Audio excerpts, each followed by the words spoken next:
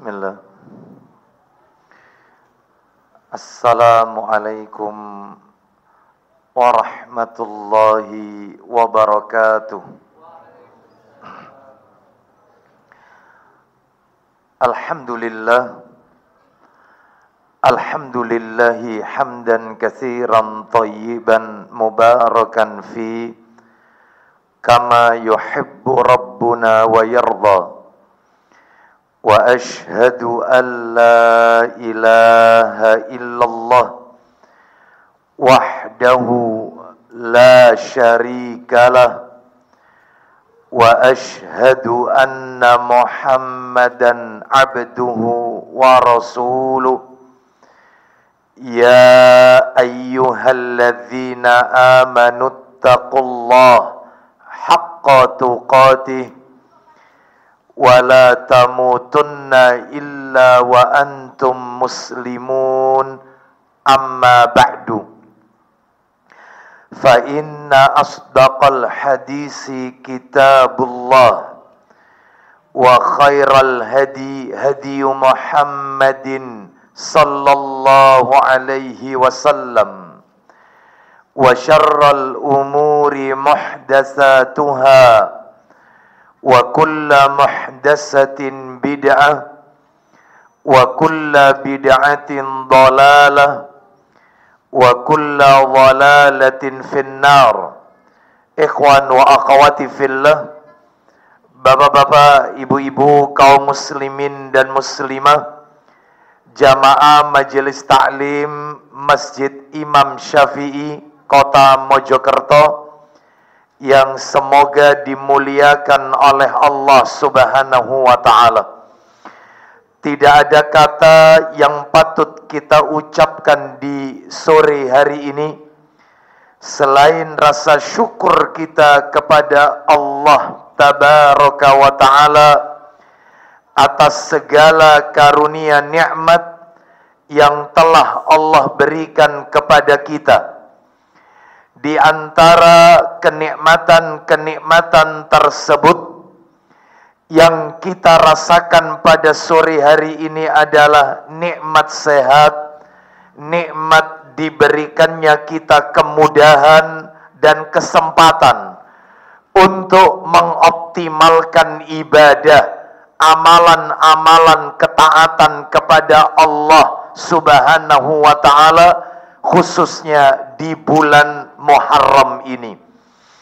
Semoga seluruh amalan ketaatan yang kita lakukan di bulan yang dimuliakan oleh Allah Subhanahu wa ta'ala ini tercatat di sisi Allah sebagai pemberat timbangan amal kebajikan kita kelak di yaumil hisab.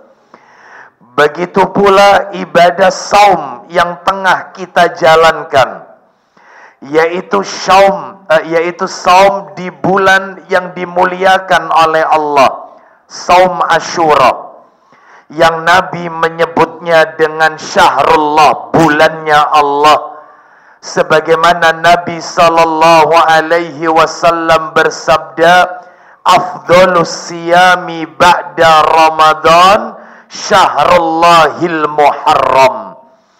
Puasa yang paling utama setelah bulan Ramadan adalah puasa yang dikerjakan pada Syahrullah, bulannya Allah, yaitu Muharram. Kata para alim ulama, salah satunya dikatakan oleh Al-Hafidz Ibnu Rajab Al-Hambali rahimahullah. Dalam kitabnya Lataiful Ma'arif, beliau mengatakan tidaklah sesuatu menempel pada nama Allah kecuali sesuatu itu pasti mulia di sisi Allah Azza wa Jalla. Sebagaimana kita ketika menyebutkan kata Baitullah, Bait Allah, Baitullah, rumah Allah, yaitu Ka'bah sebagai arah hadap kita pada saat kita sholat sebagai kiblat kaum muslimin. Maka tentunya Ka'bah adalah rumah Allah yang dimuliakan oleh Allah Azza wa Jalla. Begitu pula bulan ini Nabi menyebutnya syahrullah, bulannya Allah. Oleh karena itu sekali lagi semoga ibadah saum yang tengah kita jalani ini, kita termasuk hamba-hamba Allah yang Nabi sebutkan dalam hadisnya riwayat Ibnu Majah. Kata Nabi, siyamu yaumi asyura'a inni ahtasibu 'alallahi ayyukaffira sanatal lati qablahu.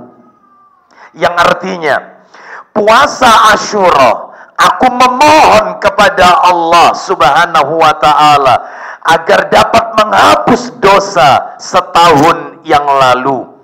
Kata Ibnu Taimiyah rahimahullah, yang dimaksud dapat menghapus dosa setahun yang lalu meliputi dosa kecil dan dosa besar.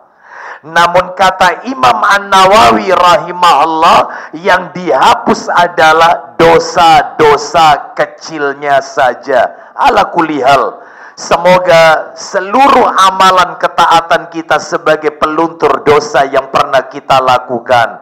Allah Ta'ala berfirman dalam Al-Quran, tepatnya yaitu di surat yang ke-11, surat Hud, ayat yang ke-114, dalam nukilan ayat, innal hasanati yudhibnas sayyiat. Sesungguhnya perbuatan-perbuatan yang baik itu dapat menghapus dosa, kesalahan yang pernah kita lakukan. Mudah-mudahan Allah ampuni dosa-dosa kita.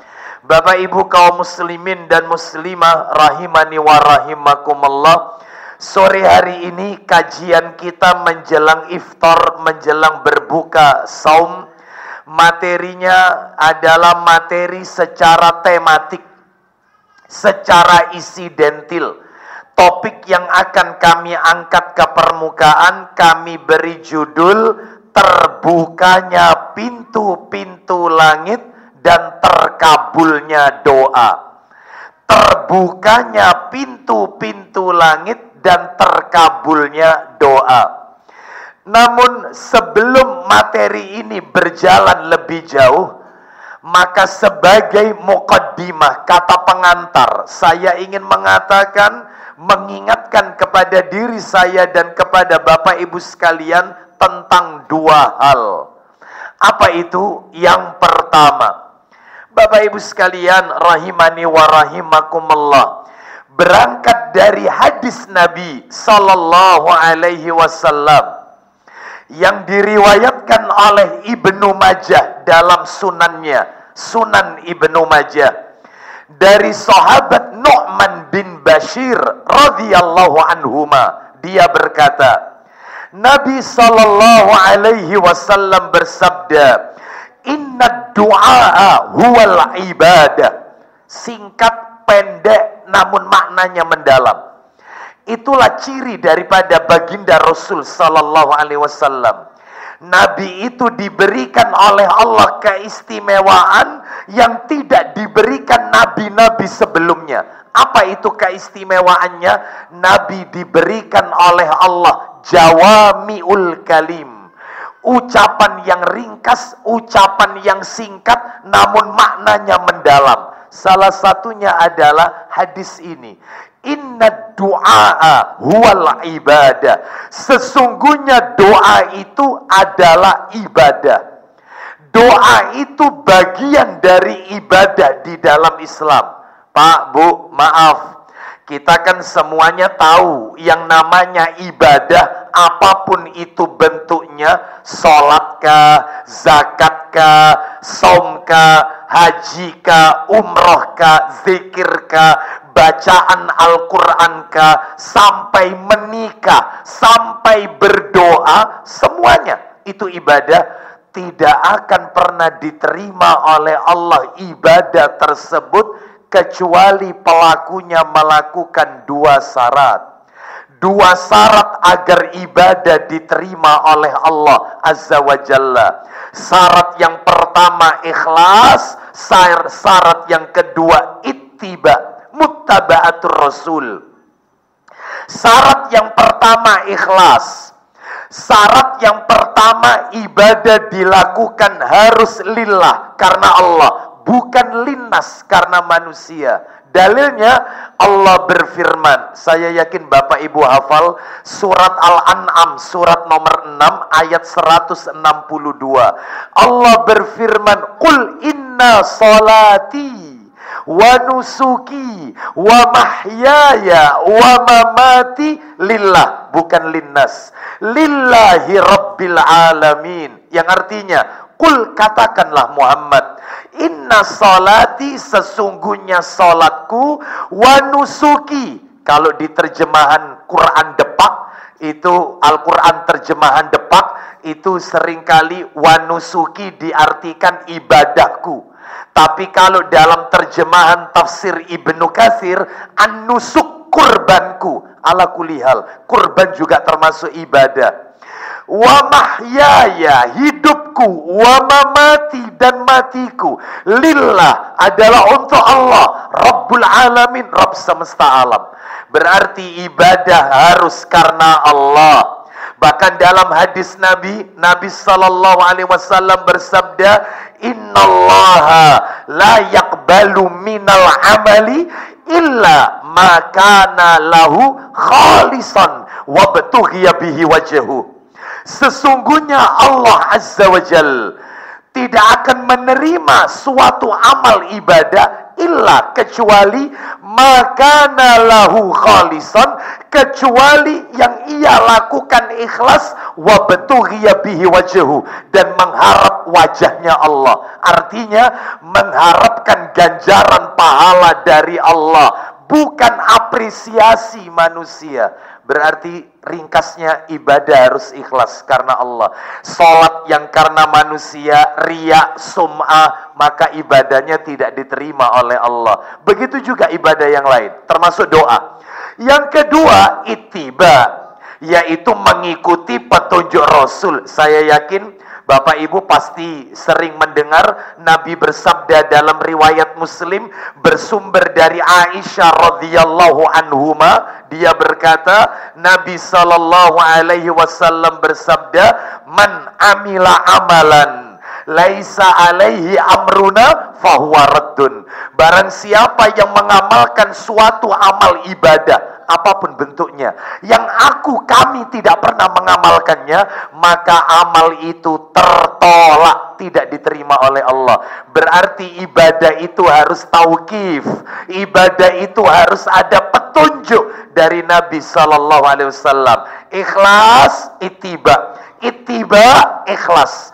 Kata Al-Imam Ibnul Qayyim Al-Jauziyah rahimahullah dalam kitabnya Madarijus Salikin, beliau mengatakan, mana mungkin seekor burung itu bisa terbang tinggi dengan satu sayap? Nggak mungkin. Burung itu bisa terbang tinggi dengan dua sayapnya. Kembali ke materi kita, mana mungkin amalan manusia itu diterima, naik ke atas, diterima Rabbul Izzati wal Jalalah, kalau dengan satu syarat saja. Maka harus dengan dua syarat, ikhlas, ittiba. Modal ikhlas tapi tidak ittiba, nggak diterima. Modal cuman ittiba tapi riya, nggak diterima. Dua-duanya harus, yaitu bersamaan. Oleh karena itu, maka termasuk dalam hal doa ini, Nabi mengajarkan kepada kita tentang tata cara berdoa. Salah satunya, banyak ya tips kiat-kiat agar doa terkabul. Salah satunya Nabi mengajarkan kepada kita, yaitu lakukan doa itu pada waktu-waktu dan tempat-tempat yang mustajabah.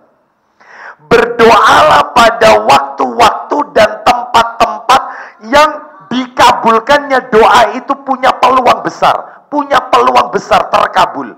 Nah, kapan itu? Ya ini materinya sore hari ini. Ini masih muqaddimah dulu Bapak Ibu. Jadi ini yang pertama yang ingin saya sampaikan untuk mengingatkan diri saya dan kepada Bapak Ibu sekalian, bahwasanya doa ini ibadah harus ada petunjuk. Salah satu petunjuknya Rasul sallallahu alaihi wasallam Lakukan doa itu pada waktu-waktu, kondisi-kondisi, tempat-tempat yang memiliki peluang besar untuk dikabulkan. Lah, di mana saja nanti saya sebutkan. Baik, ini yang pertama. Yang kedua, mukadimah yang kedua ini. Bapak Ibu tadi kan sudah mendengar judul materi kita, bahkan flyernya mungkin panjenengan sudah membaca.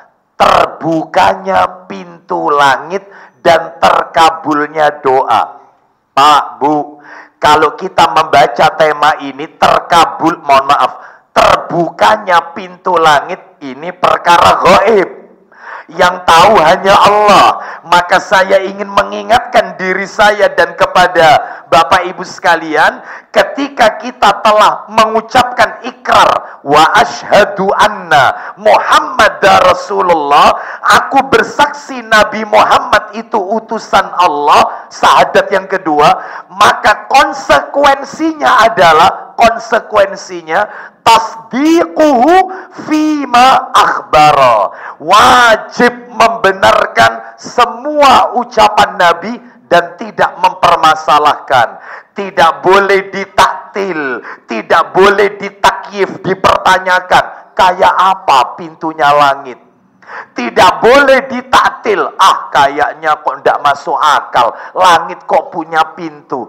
Tidak boleh ditasbih, diserupakan, kayaknya pintu langit itu mungkin kira-kira sama dengan, nggak boleh, haram. Tugas kita, pendekatan kita, kalau kita membaca berita-berita gaib seperti ini, pendekatannya adalah dengan pendekatan iman, sami'na wa ata'na, bukan dengan pendekatan logika, akal, dan rasio. Nggak boleh.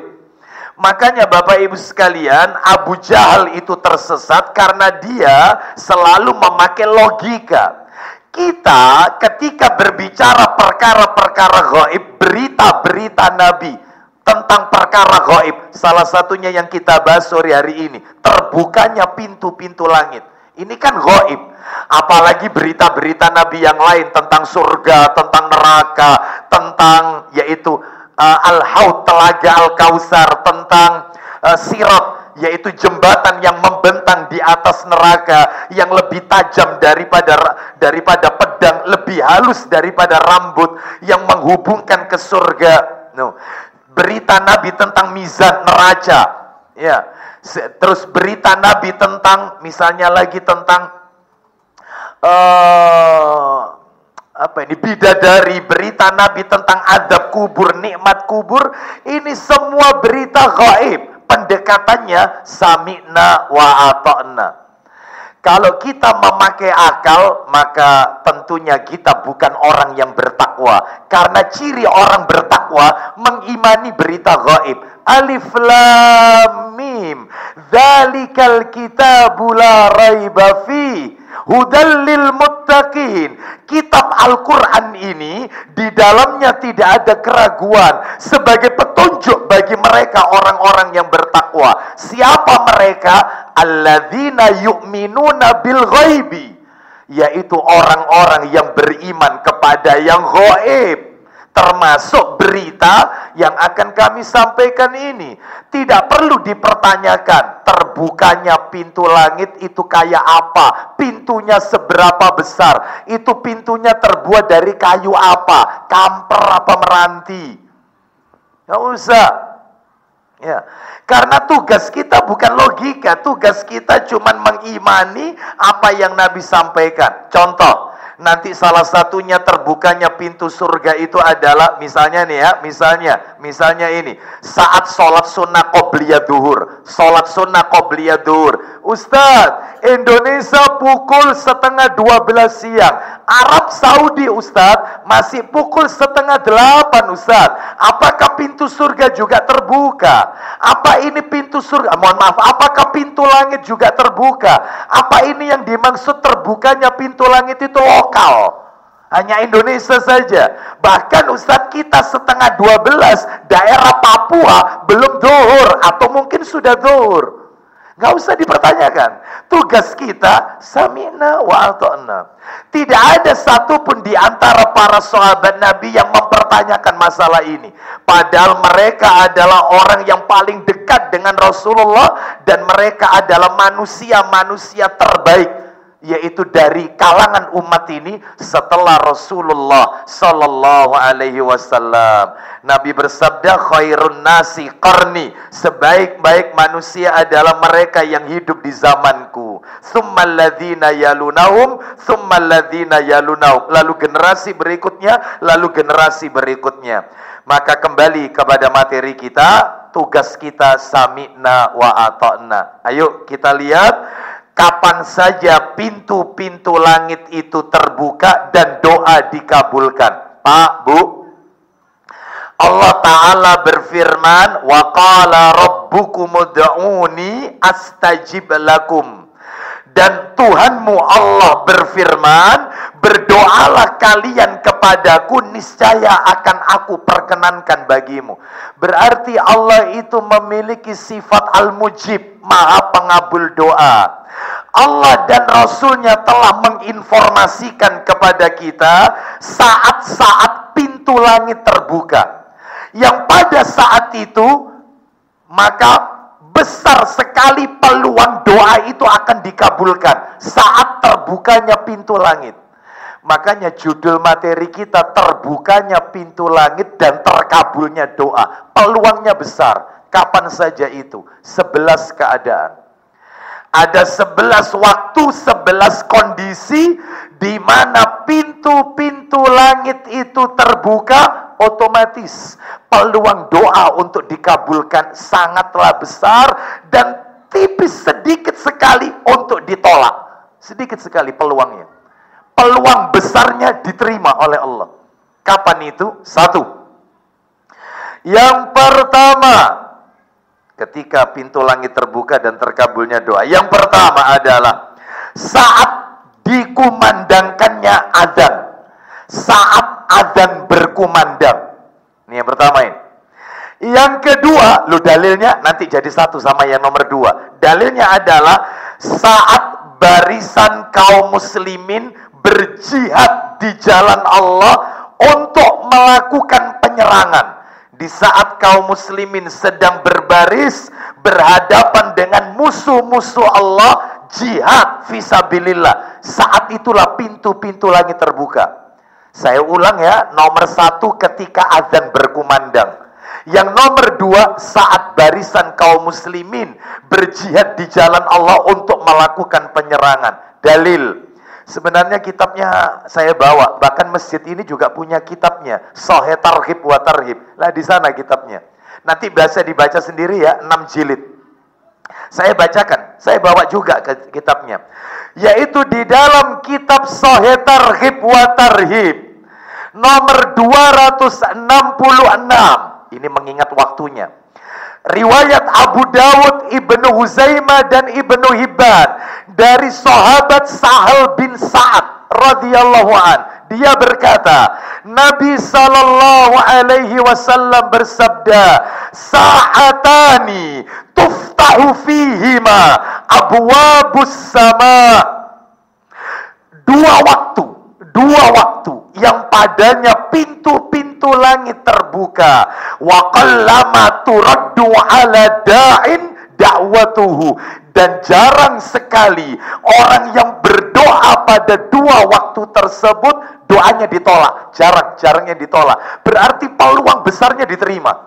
Apa ini dua waktu? 1, inda hudurin nida, pada saat seruan azan dikumandangkan. Azan masuk, azan berkumandang. Yang kedua, wasaffi fi sabilillah, dan pada saat berbaris dalam perang di jalan Allah. Ini yang tadi sudah kami sampaikan. Ada yang bertanya, maaf ini saya potong dulu, Ustadz, ada nggak sih Ustadz di dalam Quran, bukan hadis, Quran aja, yang bikin kita yakin bahwasanya pintu langit itu punya pintu. Langit itu punya pintu. Loh, ada di surat An-Naba, surat yang ke-78. Kalau tidak salah ayatnya 19. Kalau tidak salah ya. Allah berfirman, "Wa futihatis sama'u fakanat abwaba." Dan apabila pintu-pintu langit sudah terbuka, lu bayangkan, berarti di Quran sudah disebutkan langit itu memiliki pintu. Apalagi hadis-hadis Nabi cerita tentang proses keluarnya roh mukmin dan roh kafir. Di saat roh mukmin minta dibukakan pintu, langit pertama, langit kedua, langit ketiga, begitu seterusnya. Panjang hadisnya. Intinya langit memiliki pintu. Sami'na wa ata'na. Karena Nabi tidak mungkin berdusta atas nama Allah. Yang Nabi ucapkan itu wahyu. Wa ma yantiqu 'anil hawa in huwa illa wahyu yuha. Tidaklah yang Nabi ucapkan itu berdasarkan hawa nafsunya, tetapi yang Nabi ucapkan itu wahyu yang Allah wahyukan. Sami'na wa ata'na. Ini nomor 1 dan 2. Nomor 3. Saat iqamah dikumandangkan. Kalau tadi kan adzan dikumandangkan, makanya tolong setelah adzan, antara adzan dan iqamah jangan sampai kita tinggalkan, yaitu untuk tidak berdoa, jangan. Maka manfaatkan untuk memanjatkan doa kepada Allah Azza wa Jalla. Ya, perbanyak, karena kesempatan peluangnya besar untuk dikabulkan.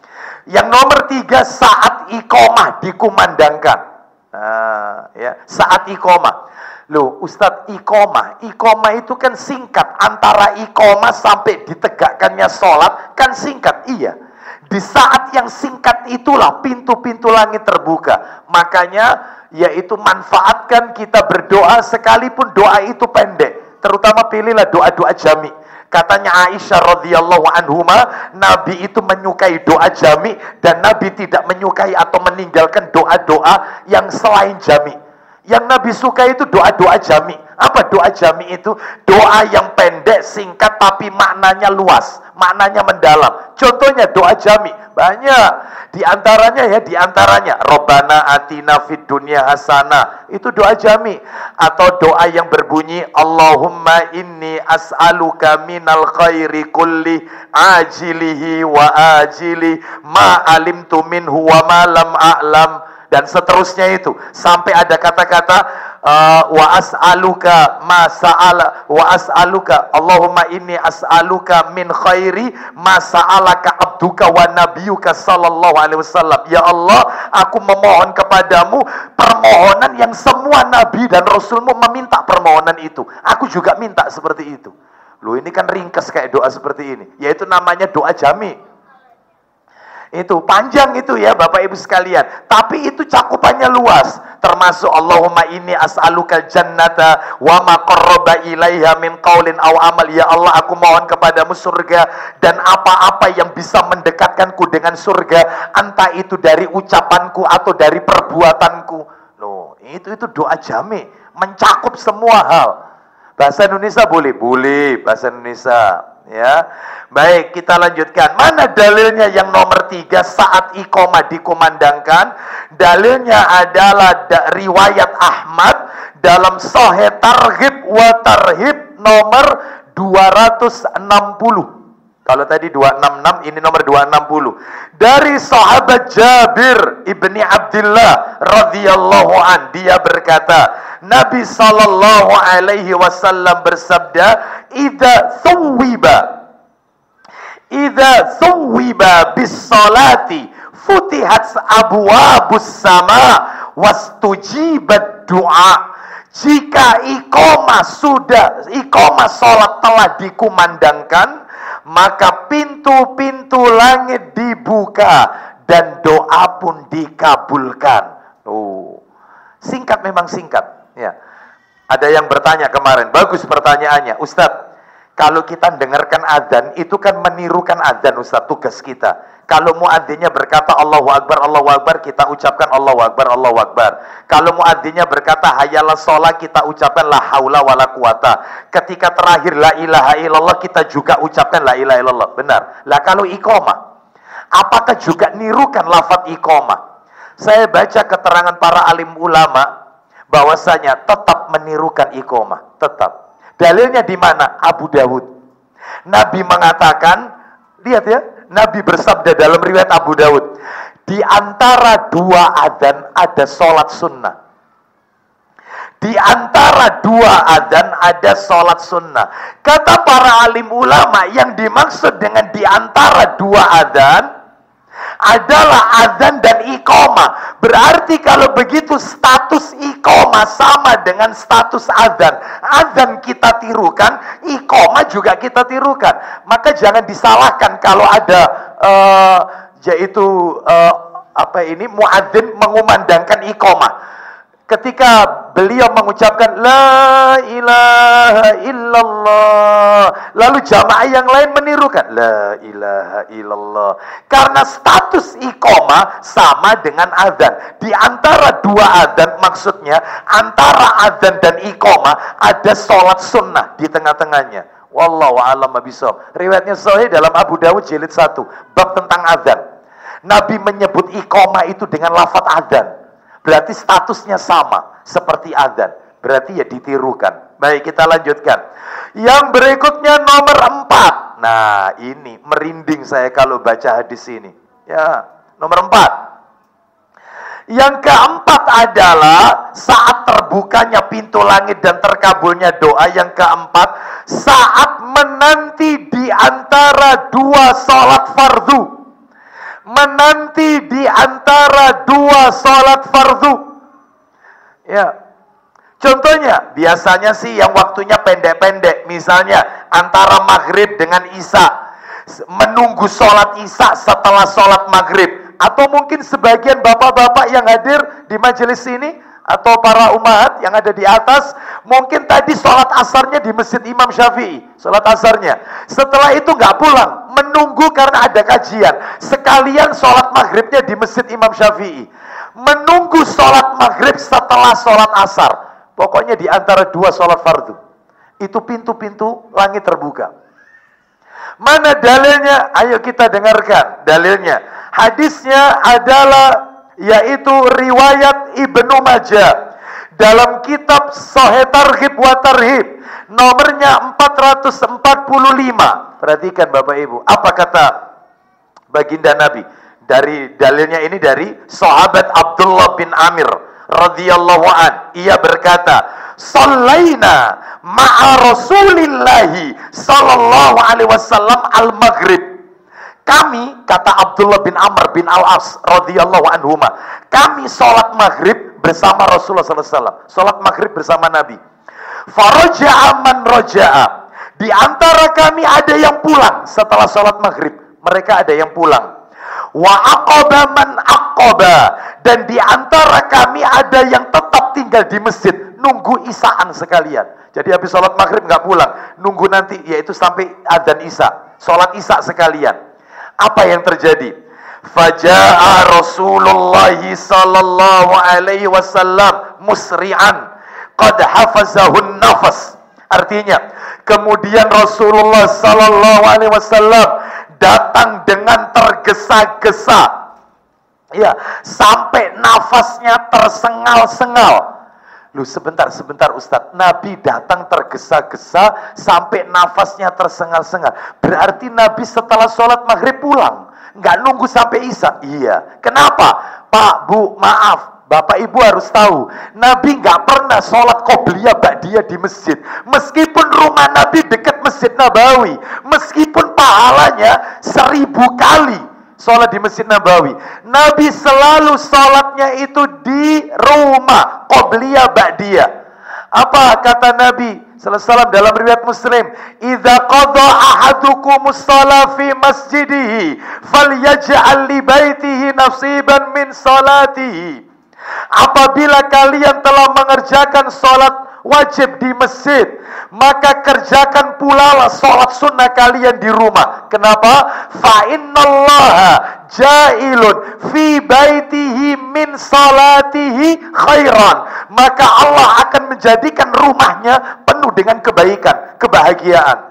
Maka jangan dihabiskan semua di masjid. Bahkan dalam riwayat Abu Dawud, setelah sholat maghrib, ada salah seorang sahabat berdiri mau ba'diyah maghrib. Sama Nabi dihentikan, tunggu dulu. Sholat apa yang mau kau kerjakan? Ba'diyah maghrib, wahai Rasulullah. Sholat ini tempatnya bukan di sini. Pulang, kerjakan di rumah. Rasul menyuruh sahabat ini tidak sholat di Masjid Nabawi. 1000 loh ini pahalanya. Suruh sholat di rumah. Jangan dihabiskan di masjid. Lah kalau rumahnya jauh Ustadz, ya nggak apa-apa di masjid. Ya ini kan terkondisikan. Berarti nggak apa-apa kan sholat sunnah qobliyah atau ba'diyah di masjid, nggak apa-apa. Cuman kalau ditanya dalilnya yang afdol, yang utama, ya di rumah. Bapak Ibu sekalian, ini kembali ceritanya. Nabi pulang ke rumah setelah sholat maghrib untuk sholat sunnah ba'diyah. Setelah itu Nabi balik lagi, tergesa-gesa sampai nafasnya tersengal-sengal. Terus kata berikutnya dalam riwayat ini, waqad hasara an rukbatayhi.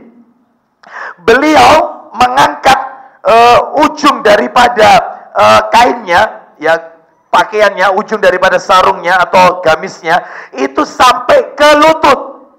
Sampai ke lutut. Jadi Nabi ini tergopoh-gopoh dari rumah ke masjid sampai diangkat sampai ke lututnya. Nafasnya tersengal-sengal. Terus kemudian apa yang terjadi? Qala, Nabi bersabda. Lah ini yang bikin kita merinding. Apa kata Nabi? Abashiru hadza rabbukum qad fataha baban min abwabis sama. Kata Nabi, bergembiralah kalian. Loh, kalian ini siapa? Yang tetap tinggal setelah sholat maghrib di masjid itu. Nabi katakan, bergembiralah kalian karena Rabb kalian telah membuka pintu dari pintu-pintu langit. Yubahi bikumul malaika. Allah Ta'ala memuji kalian di hadapan para malaikat-malaikatnya. Masya Allah. Orang yang tidak pulang setelah sholat, menunggu sholat berikutnya, itu satu persatu namanya disebut oleh Allah di hadapan para malaikat-malaikatnya. Yaqul, lalu Allah berfirman, hadis qudsi ini, unduru ila ibadi qad qadaw faridatan wahum yantadiruna ukhra. Lihatlah hamba-hambaku ini, mereka telah melaksanakan sholat fardu dan mereka menunggu sholat fardu berikutnya. Masya Allah, pintu langit dibuka, menunggu di antara dua sholat fardu. Itu ya. Oleh karena itu, ini yang nomor 4. Yang nomor 5, Ustadz kalau nunggunya habis sholat subuh, nunggu suruk Ustadz, isyraq, sholat sunnah isyraq, apa masuk dalam ayat ini? Maaf, masuk dalam hadis ini? Tidak, karena sholat sunnah isyraq itu hukumnya sunnah. Yang dimaksud itu di antara dua sholat fardu. Yang paling dekat ya maghrib ke isya, paling dekat. Ya, kita lanjutkan sekarang yang nomor 5. Saat sholat sunnah qobliyah zuhur. Sholat sunnah qobliyah zuhur. Loh, mana dalilnya? Dalilnya di dalam riwayat Ahmad dan Tirmidzi. Dalam kitab Sahih Targhib wa Tarhib nomornya 587 dari sahabat Abdullah bin Sa'ib radhiyallahu an, dia berkata, anna Rasulullah sallallahu alaihi wasallam kana yusalli arba'an ba'da an tazula syamsu qabla dhuhri. Bahwasanya Rasulullah SAW sholat 4 rakaat setelah matahari tergelincir sebelum sholat duhur. Qobliyah duhur 4 rakaat. Qobliyah duhur 4 rakaat. Terus qala, Nabi bersabda, innaha sa'atun tuftahu fiha abwabus sama fa uhibbu an yas'ada li fiha amalun salih. Kata Nabi, inilah waktu di mana pintu-pintu langit sedang dibuka, maka aku ingin ada amal solehku yang naik pada saat itu. Aku pengen amal solehku terangkat naik, maksudnya diterima oleh Allah saat itu. Makanya artinya ketika zuhur, yaitu pada saat qobliyah zuhur, waktu duhur ya, jangan nanti duhurnya mau asar, bukan ini ya, terus qobliyah. Ini masuk waktu duhur ya. Maka itulah pintu-pintu langit terbuka, manfaatkan. Lu 4 rakaat ini maksudnya gimana? Caranya 2 rakaat salam, 2 rakaat salam. riwayat Ibnu Majah, salatul laili wan nahari masna masna, salat yang dikerjakan malam hari dan siang hari 2 rakaat 2 rakaat. Makanya termasuk tahajud 2 rakaat salam, 2 rakaat, salat duha 2 rakaat salam, dan seterusnya. Ini cara pertama. Atau cara yang kedua, 4 rakaat dengan 2 kali tasyahud, 1 kali salam. Mirip persis seperti sholat zuhur, asar, dan isya. Tahiyatnya 2 kali, salamnya sekali. Boleh, silakan. Bapak Ibu mau pilih yang mana di antara 2 riwayat tersebut. Baik, kita lanjutkan. Sekarang yang nomor 6, Bapak Ibu. Nah, ini nomor 6. Saat pertengahan malam atau di akhir malam, sepertiga malam terakhir. Sepertiga malam terakhir. Dalilnya adalah riwayat At-Tabrani dalam Sahih Targhib wa Tarhib, nomor hadis 786, dari Utsman bin Abi Al-As radhiyallahu an. Dia berkata, Nabi sallallahu alaihi wasallam bersabda, tuftahu abwabus samai nisfal laili fayunadi munadin. Artinya, pintu-pintu langit dibuka pada saat tengah malam. Lalu ada penyeru yang berseru. Ada penyeru yang berseru. Hal min da'in fayustajabu lahu. Adakah orang yang berdoa sehingga doanya akan dikabulkan? Hal min sa'ilin fayu'ta. Adakah orang yang minta sehingga permintaannya diberi? Hal min makrubin fayufarraju anhu. Adakah orang yang penuh kesulitan dalam hidupnya sehingga dia diberikan way out, jalan keluar? Fala yabqa muslimun yad'u bida'watin illa istajaballahu lahu. Maka tidaklah seorang muslim yang berdoa dengan sebuah doa di malam itu, melainkan Allah pasti mengabulkan doanya. Sayang beribu sayang. Tidak sedikit di antara kaum muslimin yang sepertiga malam akhirnya tidak dipakai untuk munajat kepada Allah, untuk beribadah. Mereka habiskan waktunya di warkop-warkop begadang sampai pagi. Mereka habiskan waktu malamnya untuk nonton di televisi Barcelona melawan Deltras Sidoarjo, Real Madrid melawan Persebaya. Mojokerto ini ada kesebelasannya? Ada ya? Wah, tidak enak saya tidak tak sebut ya. Ya, melawan Liverpool aja ya kesebelasan ya. Ngapain dihabiskan? Yaitu tayangan seperti ini, Bapak Ibu sekalian. Oleh karena itu rugi kalau ada seseorang yang tidak menghabiskan waktu malamnya untuk munajat. Sedangkan setiap malam, siapa yang berdoa akan dikabulkan, siapa yang minta akan diberi, siapa yang penuh dengan kesulitan hidupnya, Allah akan berikan jalan keluar. Tapi mereka menghabiskan waktu malamnya untuk maksiat, ke tempat-tempat maksiat dan seterusnya, waliyadzubillah. Atau mereka memperpanjang tidurnya. Oleh karena itu maka rugi. Waktu ini tiap malam lewat terus, rugi. Rugi, pintu-pintu terbuka, peluang besar doa terkabul. Nomor 7, ketika sholat. Nah ini tambahan ilmu ini. Nomor 7, mohon maaf. Ketika sholat membaca doa istiftah ya, doa istiftah, bukan Allahumma ba'id baini, bukan hamdan kasir, alhamdulillahi hamdan kasiran thayyiban mubarakan fi. Bukan. Hamdan kasiran thayyiban mubarak. Bukan. Tetapi doa yang dibaca yang membuat pintu-pintu langit dibuka, doa istiftahnya, insya Allah hafal kok. Insya Allah hafal. Cuman kita mungkin jarang membacanya. Begini, saya bacakan. Gimana bacaannya? Saya bacakan dulu dalilnya. Nanti ketemu itu. Dalilnya riwayat Muslim. Kitabnya saya bawa, Sahih Muslim. Nomor aslinya 601. Nomor aslinya. Kalau cetakan terjemahan 557. Dari sahabat Ibnu Umar radhiyallahu anhuma. Beliau berkata bahwasannya yaitu ada seseorang yang sholat bersama dengan, pada saat kami sholat, kami para sahabat sholat bersama Rasulullah SAW, tiba-tiba ada seseorang yang membaca dalam sholatnya istiftah. Setelah takbir, Allahu Akbar, kabira walhamdulillahi katsira wa subhanallahi bukratan wa asila. Kemudian Nabi bersabda setelah sholat, Nabi bersabda, manil qailu kalimata kadza wa kadza. Siapa tadi yang membaca kalimat kabira walhamdulillahi katsira wa subhanallahi bukratan wa asila? Siapa yang baca itu? Qala rajulun minal qaum. Seorang sahabat Nabi menjawab, ana ya Rasulullah, saya wahai Rasulullah. Qala, Nabi bersabda, ajibtu. Nabi bilang, ajibtu laha futihat laha abwabus sama. Saya kagum dengan kalimat tersebut.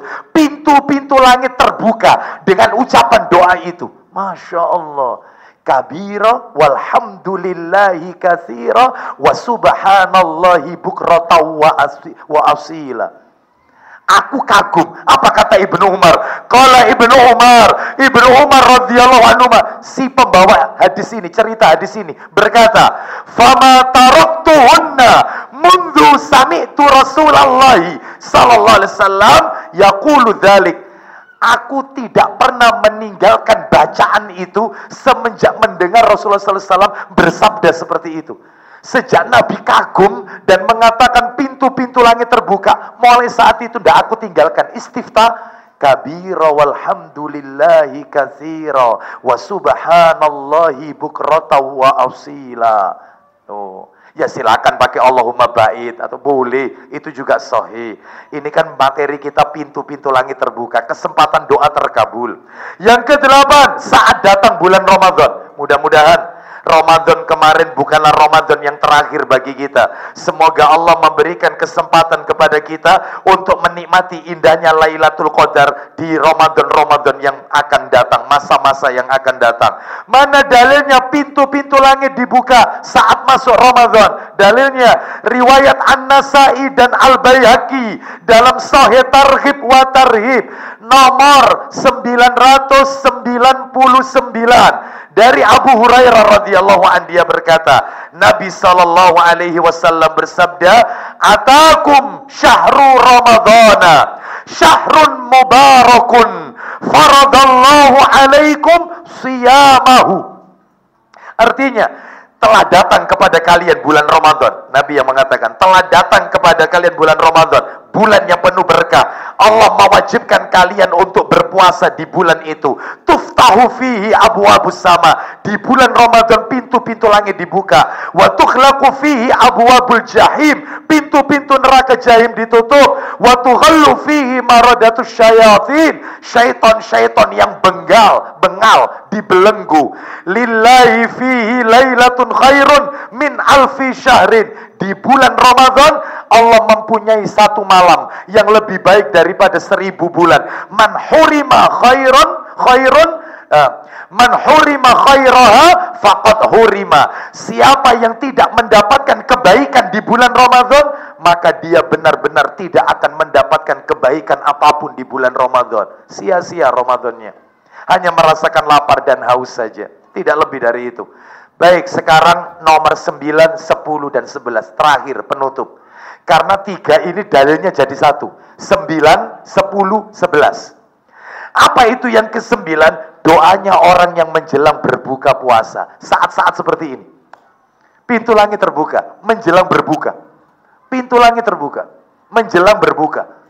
Berbuka puasa wajib, berbuka puasa sunnah. Ayamul bidka, asyuroka, Arafaka, 6 hari di bulan Syawal, dan seterusnya.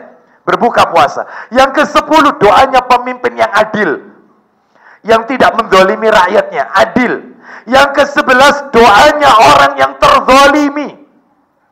Mana dalilnya? Kita dengarkan dalilnya. Riwayat Tirmidzi dalam kitab Sunan Tirmidzi. Kitabnya ada di sini, warnanya kuning, jilid 3, nomor 3598. Dari Abu Hurairah radhiyallahu anhu, dia berkata, Nabi sallallahu alaihi wasallam bersabda, "Salasatun la turaddu da'watuhum." Ada 3 macam golongan manusia yang doa mereka tidak akan ditolak. Nggak akan ditolak. Siapa itu?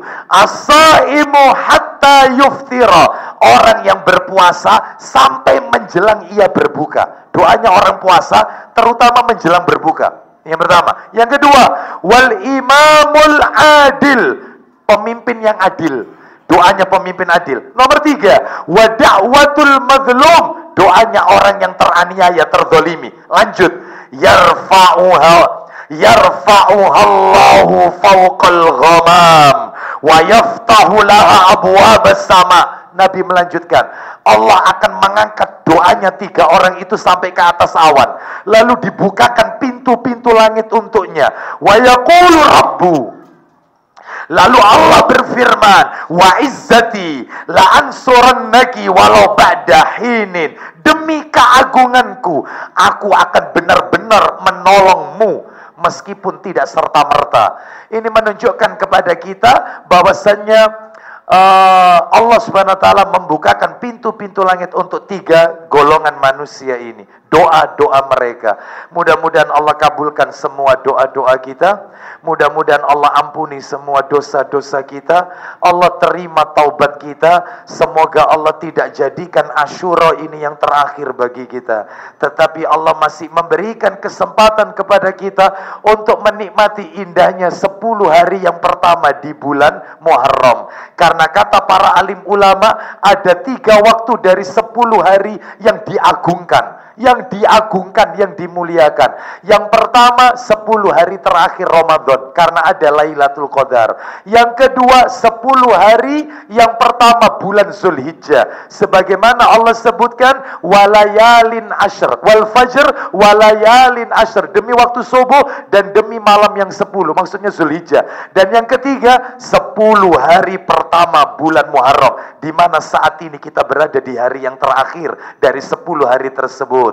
Adapun hari-hari berikutnya, perbanyaklah puasa sunnah sebagaimana yang diajarkan oleh baginda Rasul sallallahu alaihi wasallam. Demikian yang bisa kami sampaikan, karena mengingat waktunya persiapan untuk berbuka, dan tentunya kita berikan kesempatan untuk berdoa kepada Allah Azza wa Jalla. Mudah-mudahan Allah perkenankan, Allah kabulkan doa-doa kita. Saya cukupkan sampai di sini. Kita tutup dengan kafaratul majlis.